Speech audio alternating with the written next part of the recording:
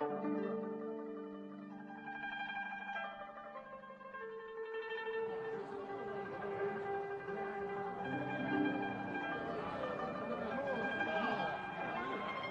呀，难怪子宋入了大公主的眼，瞧惯了你穿朝服，这换上便装，哎呦，着实清雅淡泊，俊朗不凡呀！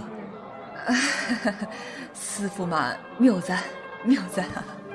若松这是一见美男子便忘了规矩，魏兄可不是那春意楼的小官儿，哪里是你调教的呢？那家联金兄弟说话间委实没有那么多规矩。帝叔，你近日负伤误了上朝，是已不时。这便是父皇今日御口亲封的长公主驸马魏子颂。魏兄，这便是吏部侍郎赵廷轩的长公子赵义书。原来这就是16岁便一举夺得武状元，娶了大燕第一美女三公主，亲率300骑兵奇袭匈奴大营，取敌方主帅首级于帐中，一举退敌，惹得皇上龙颜大悦的赵义书。久闻赵兄大名，今日一见，才知市井传说不若真人实知其一呀。不过是些虚名罢了。咱们做驸马的，如何哄得公主开心，才是正事。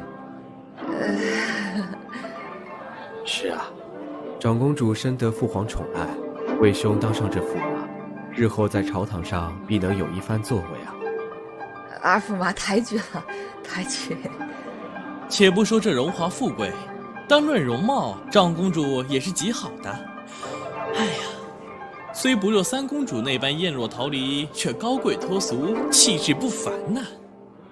司驸马所言极是啊。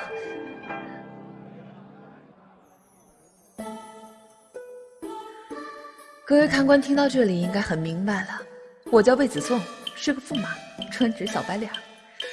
当然了，后一句无耻的定义不是我说的，是大燕王朝其他驸马们，也就是以上诸位努力给我灌输的概念。诚然啊，当长公主的专职小白脸儿，怕是大燕王朝所有男人的梦想。美人在怀，富贵在手，人生到了这个境界，还有什么不满足的呢？关键的是，悲催的是，我是一个清清白白如假包换的黄花大闺女。唉，这此事说来可就话长了。各位看官，且听我细细道来。在进京之前，我的主业是强盗，日子过得那叫一个快乐逍遥。那一年春天到了，于是寨子里头的兄弟都开始发春了。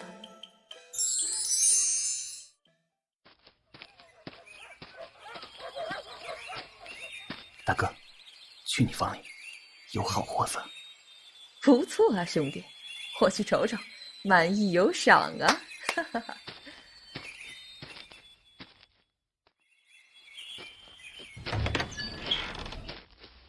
这是啥情况？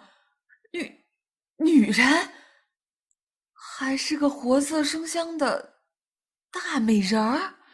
你不是我没把你掳回来，不是我干的。瞧你这熊样，人为鱼肉，我为刀俎，你慌个什么劲儿？美人啊，来告诉大爷，你是怎么躺到我床上来的？哼，放肆！你是何人？哎呦，美人还挺有气势。你，美人连生气的样子都别有韵味啊！啊，你放肆！既然美人说我放肆，那我便放肆一回也无妨嘛，无妨。啊，登徒浪子！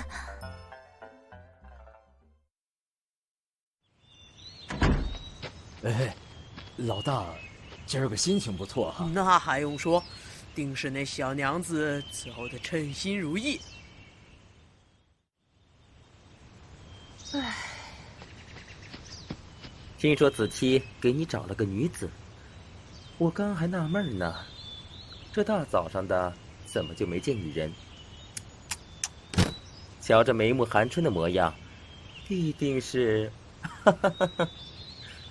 发春之人看谁都寒春，你以为本寨主和你们一样啊？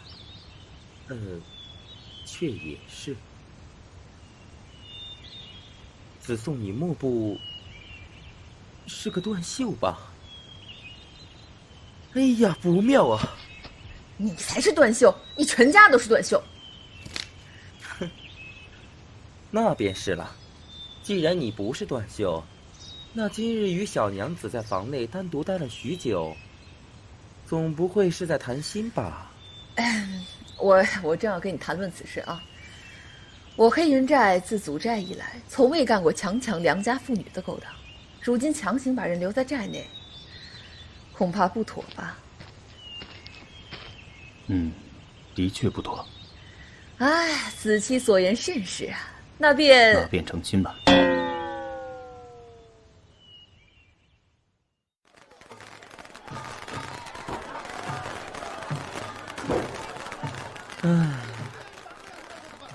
好歹咱们兄弟在一起厮混了这么久，好不容易把你拉扯大，没想到你竟然成亲了。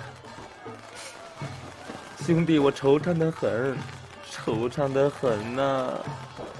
如此说来，惹得义兄惆怅，倒是子宋的不是了。客气，客气。嫂子怎么没有出来？既做了压寨夫人，也该出来给各位弟兄们敬杯酒，让兄弟们开开眼了。就是，我们要嫂子。刚刚那位兄弟说的是，我既嫁得你们寨主，便也算认了你们这些兄弟。这杯薄酒，聊表心意。两个人一起灌他们酒，醉得快一点。希望你说话算话。你大哥放心，不过是个障眼法罢了。待骗得我那些个弟兄，找个机会便送姑娘下山，绝不会误了姑娘的名誉。哼，但愿如此。哎呀，子宋跟嫂子在那旁若无人的眉目传情呢，干什么这么含蓄？亲一个好了。哎，老大，亲一个，亲一个呀！别慌，我实际上也是个女子。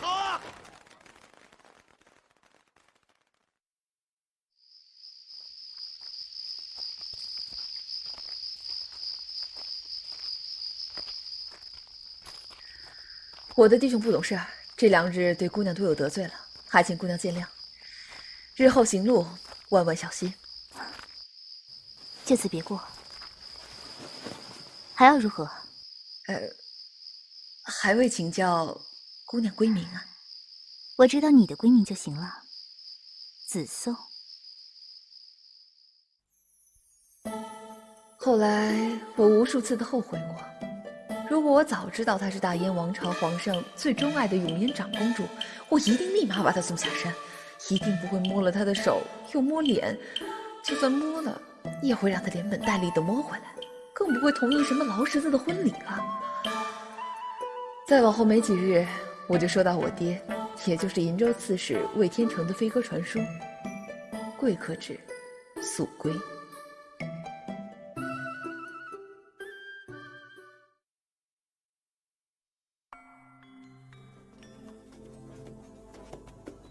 公主这边请。有劳魏大人。啊！公主恕罪。公主，大门不走，你为何偏要从墙头跳下来？我这不想着给您一个惊喜呢吗？哦，真是好大一个惊喜啊！不长进的东西，还不快给公主赔罪！无妨，魏大人想来还有公事要忙，不必陪我在此消磨晨光。既然令公子在，那便让他带路吧。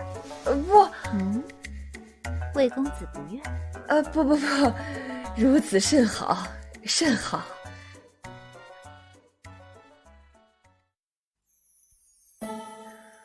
之后的事态却渐渐发展出了我的掌控之外，朝着悲剧越走越远。各位看官知道我怎么着了吗？赔罪，我倒是赔了呀，就差给他当牛做马了。可人家永颜长公主说了，当牛做马就不必了，你就跟随本公主上京当驸马吧。这让我情何以堪啊！我后来又想，一定是我男装打扮太过英俊潇洒，用计助他脱身的行为太过智勇双全，护他下山的举动又太过温柔体贴，以至于公主大人一颗芳心错隙，竟不顾女儿家的娇羞，点名要我做驸马了。哼！后来的后来，我才发现，我错了，我真的错了。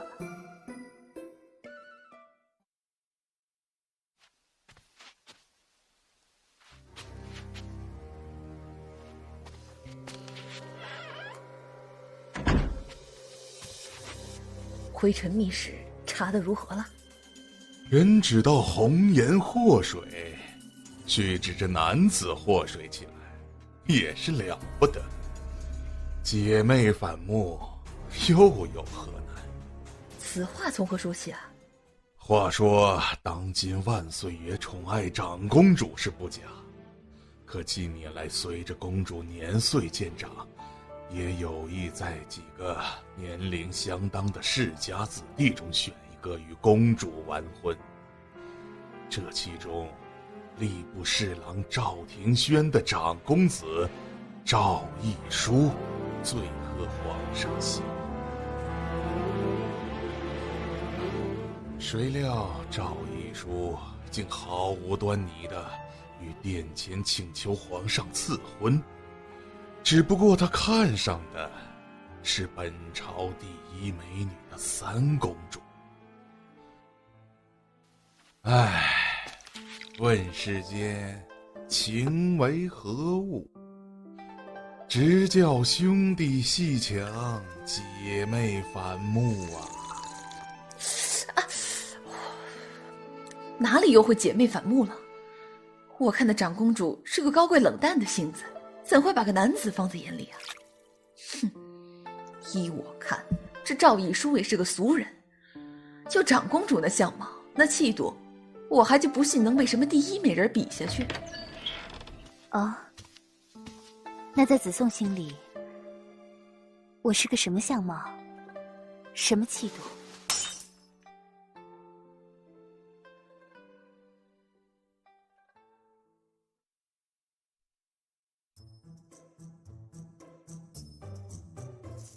看呐，他的身材，还有肌肉，还有，他的动作那么轻柔，这是不是就是传说中力与美的结合？